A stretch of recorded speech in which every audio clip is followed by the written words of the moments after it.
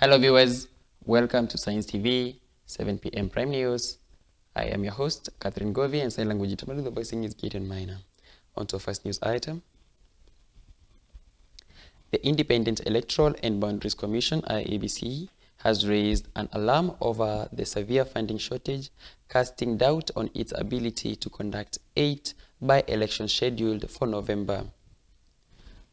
The Commission stated that the National Treasury has yet to release the necessary fund for the polls. Speaking when he appeared for the first time after taking over the mantle before the National Assembly, Public Accounts Committee, IEBC Chairperson Erastus Ethekon also told the committee that the Commission will spend 1 billion Kenya shillings to prepare for the by-elections. Ethekon further revealed that it has an ambition targeted of registering 4 million young voters in preparation for the 2027 general election. Do you have the finances? You are now before the Public Accounts Committee. You have to put your case clear. What is the projected cost of conducting the upcoming by-elections? We have a total of 24 by-elections. The ones that are funded are 16. And the total budget for that by-election, those 16 by-elections, 788 million. For the 8 remaining ones that have not been funded, amounts to 258 million. So in terms of total cost, we are looking at 1,046 million for the purpose of by-election. So we are working with them. There's a bit of back and forth. I hope they will unlock that very quickly, because the timelines are sensitive, because election is a time-sensitive event. We believe that we will give Kenyans a very good by-election as a test run to 2027 general election that we will be embarking on after the by-election. So I think all the plans are in place. We will be briefing Kenyans through the media, but we'll also be briefing Parliament. Will come as a result of the registration process, where now we capture data and then have a new register, clean up the register in terms of the dead voters and all that, and then have it audited and then published. So we will have we will improve on what the kind of data we already have.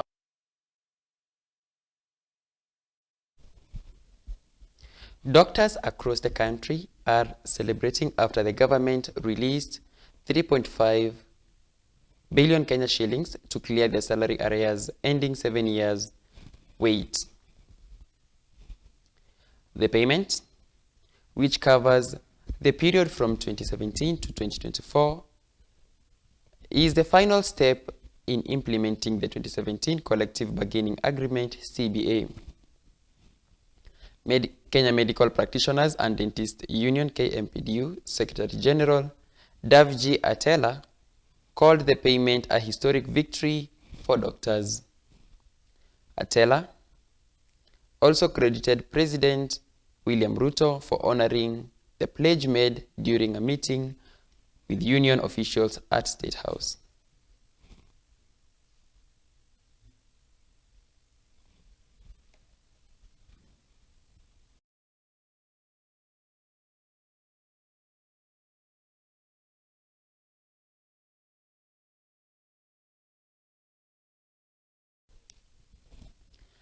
County governments are under scrutiny for their failure to meet local revenue targets and their increasing reliance on unconventional funding sources, according to a new report by the Office of the Controller of Budgets.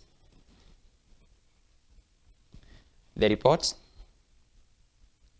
paints a clear picture of financial mismanagement, revealing that a majority of counties have been dipping into the Facility Improvement Fund to finance their operational expenditure, a move that threatens their long-term financial stability.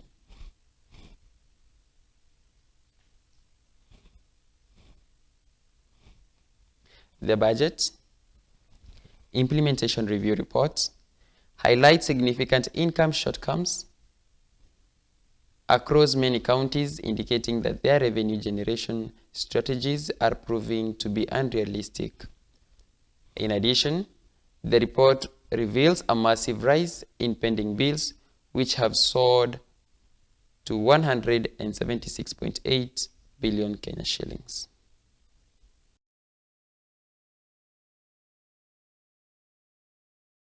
News. Interior Cabinet Secretary Kipchumba Murkomen has issued a strong warning about the impact of corruption on public trust in government and security services. Speaking at the 41st Jukwaa la Usalama Security Forum in Siaya, the CS stated that the vice has led to a loss of faith among many Kenyans and called for urgent action to address it. Murkomen urged government administrators and police officers to hold regular public meetings to create a platform for citizens' feedback. Deputy Inspector General of Police, Gilbert Masengeli, echoed the CS sentiments, emphasizing the need for discipline within the security sector. Siaya Governor James Orengo, also speaking at the event, called for improved cooperation between the county and national governments. It's very difficult for us to serve is corruption, ni wizi. And I have already explained to you some of those things. Sisi wote, why we are losing even respect, ni kitu kidogo. Kufanya mambo ya succession, you are taking money from the bigger family, facilitate certain defilement cases, you are colluding with the criminal to discourage witnesses, harassing them. Maybe you chiefs as hapo, polisi mwenye alikuwa investigator, you are colluding to do those things. Ukiwa barabara, wewe unachukua kitu kidogo. Na siyasema, you know, I've been using the example of traffic. Traffic is because it's just more stocked. Lakini corruption is permeated everywhere. And it's important for all of us to face it as it is. Yes, it is okay, Bwana Base Commander kusema, hata wananchi wanalete tu. Kwanza, there is a Base Commander yesterday who told us in Omabay, hata hatuchukwami. Hawa watu wanatupa tu, tunaokota kwa jina sema kuna pesa hapa. Hadi pesa imeanguja hapa ni ya nini? Hadi wakati bado unatafuta mwenyewe unaweka mfuko, mwingine atatupa tena unachukua. So, we are looking for all excuses to run away from corruption. Please, let's face it. If we don't deal with corruption, it will wind up our system. And the best way to deal with corruption is Jukwaa la Usalama Mashinani. To have accountability mechanisms that go to the local level. At least, like someone proposed, maybe quarterly, twice in a quarter, or once in a 2 months, mkuwe na baraza ya kujiuliza kwa division. OCS wako hapo, chiefs wako hapo, na wananchi wako. Nasema, how can we make our location or division better? Hapo ndio mtaambiwa mwache hongo, mfanye nini, there will be more accountability. One of the reasons why I'm talking mkutano is because unajua usitaki kutolewa gia hapa mbele ya wananchi. I'm just asking the security agencies, let us not let the center fall apart. Because when the center falls apart, the security will be in chaos. The Mwananchi will not be safe anymore. And it's us now that we have to bring discipline and order in the Mwananchi that prevails all times, always. We have to ensure we go with the community policing, we partner with the community for their own safety.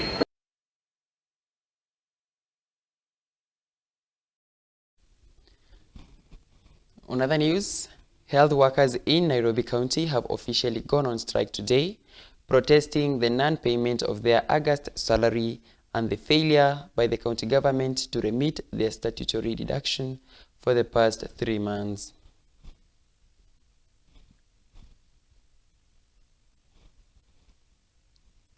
The strike, which began Thursday morning, has disrupted services in public health facilities across the county.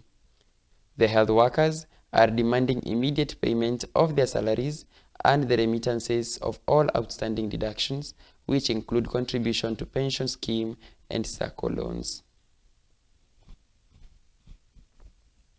The Workers' Union representative stated that repeated attempts to engage the county administration on the matter had been unsuccessful, leaving them with no option but to down their tools. The strike is expected to continue until their demands are met.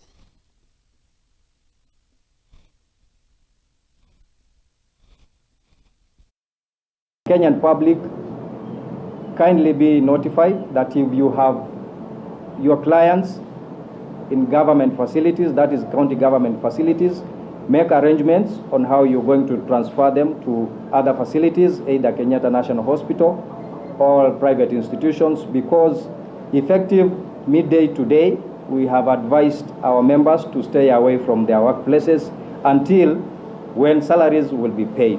It is supposed to be the workforce that is supposed to ensure all the persons seeking services in Nairobi are healthy, but themselves they are unhealthy. They cannot take care of themselves so that they take care of you. They cannot commute to work on time to attend to you.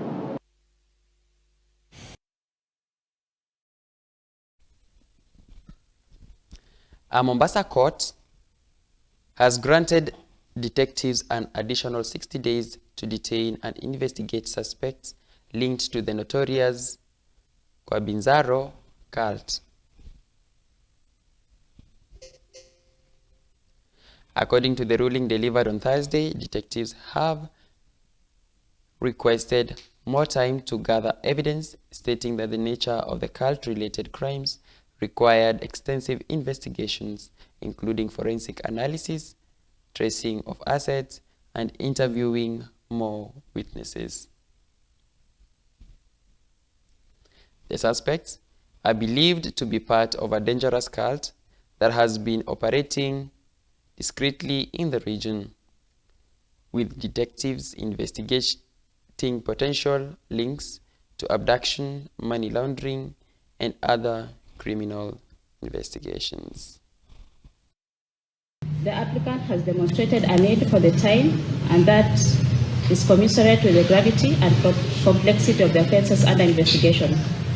Therefore, the prayer for 60 days in the circumstances is reasonable and proportionate. Consequently, the court orders as follows: that the application dated 2nd of September 2025 be and is hereby allowed. The 8th, 9th, 10th, and 11th respondents shall continue to be detained for a further period of 60 days to allow the applicant to conclude investigation. That the detention shall be at Ngerenya, Kilifi, Watamu, Kijibwa Police Station, respectively, or any other police station within Kilifi County as may be deemed necessary by the applicant. That the applicant shall ensure the respondent's rights as enshrined in the Constitution are upheld during the detention. That the investigation shall file a status report on investigation every 3 weeks until expiry of the 60 days.